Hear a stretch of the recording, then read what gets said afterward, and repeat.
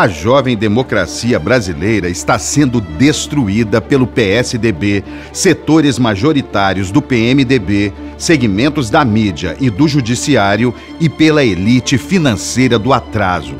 Quando uma dessas instituições assume a liderança da excepcionalidade, a outra a apoia.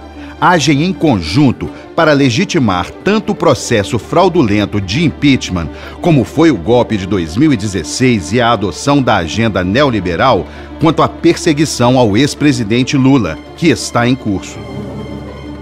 É no julgamento sem provas e no expurgo da candidatura de Lula que fica cada vez mais evidente a suspensão da normalidade institucional. Na verdade, o golpe elegeu inimigos. A exceção jurídica e política está sendo feita sob medida para Lula, Dilma e o PT. Se fizermos uma metáfora e representarmos a democracia como sendo uma árvore, podemos dizer: na ditadura militar, a árvore seria simplesmente cortada por um machado. Em 1964, a exceção imposta é geral e ampla, atinge a todos. A ditadura extingue a democracia, impondo a censura à imprensa, suspendendo o direito de greve, acabando com a liberdade de organização. Fecha o Congresso, impõe a eleição indireta e governa por meio de atos institucionais. No golpe de 2016 foi diferente. As medidas de exceção progressivamente invadem e corroem a árvore da democracia como fungos e parasitas. O que caracteriza o golpe de 2016 é a manipulação das leis. As medidas de exceção são focadas e dirigidas, destinam-se a alvos específicos, escolhem os inimigos sobre os quais se aplica o lawfare, que é o uso das leis e dos processos formais como arma de destruição moral, civil e cidadã. O presidente Lula, a presidenta Dilma e o PT têm sido os alvos preferidos deste processo antidemocrático.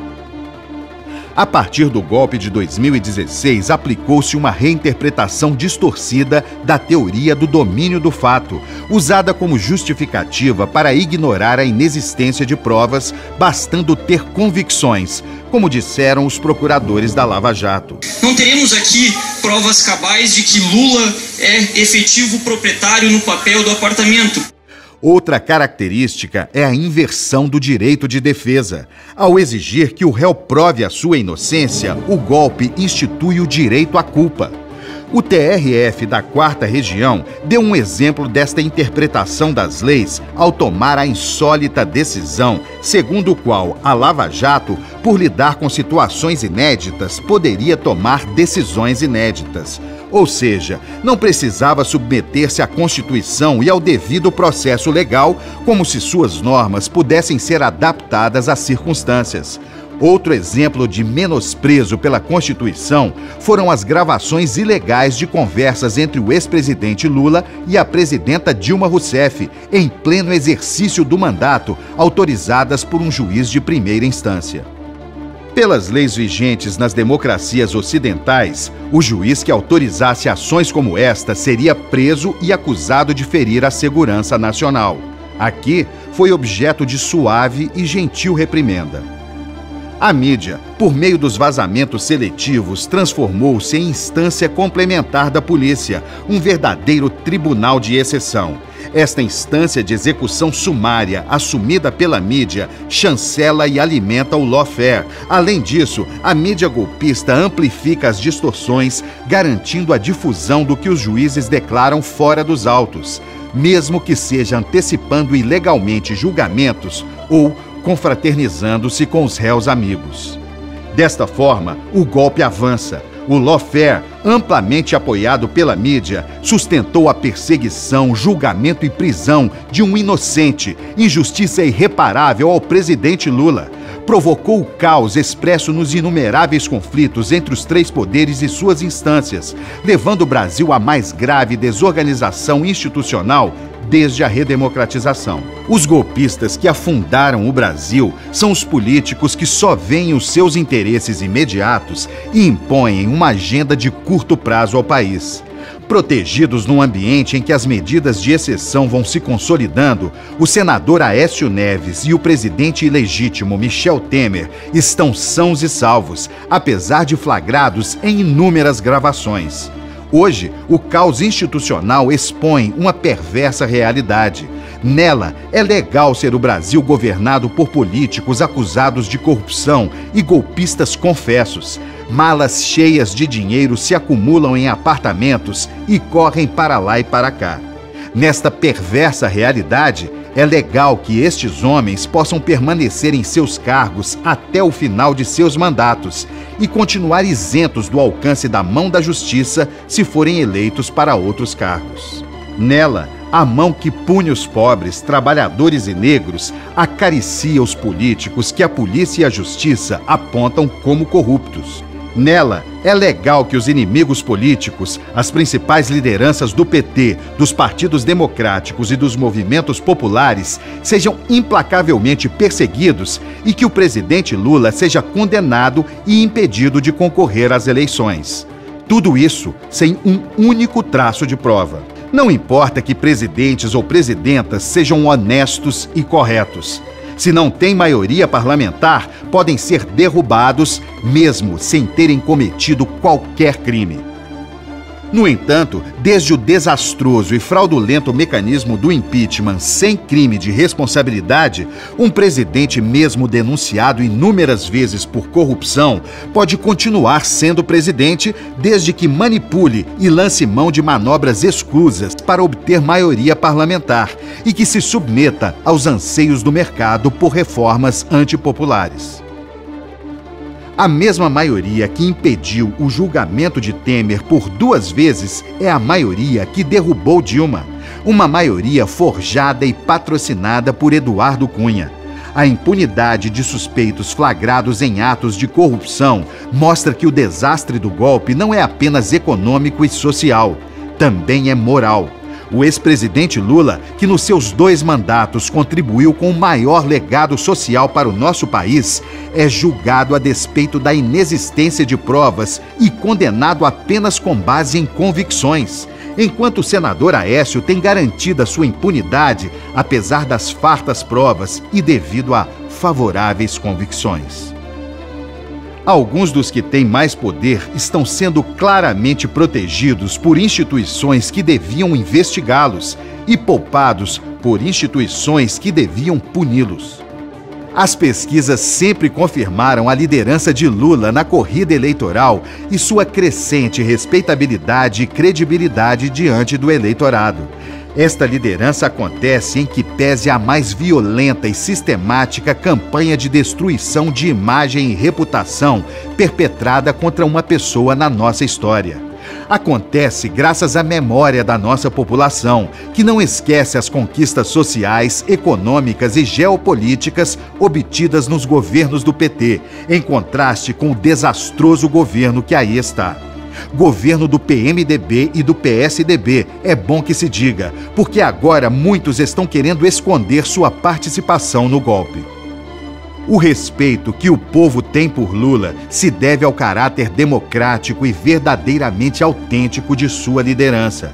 Sua popularidade se acentua diante da falta de provas das acusações lançadas contra ele, deixando evidente a perseguição jurídica de que ele é alvo, o que provoca um crescente esgotamento do denuncismo judicial, policial e midiático. A proibição de Lula concorrer, proferida pelo TSE no 2º aniversário do golpe em 31 de agosto, produziu uma imensa indignação nacional e internacional.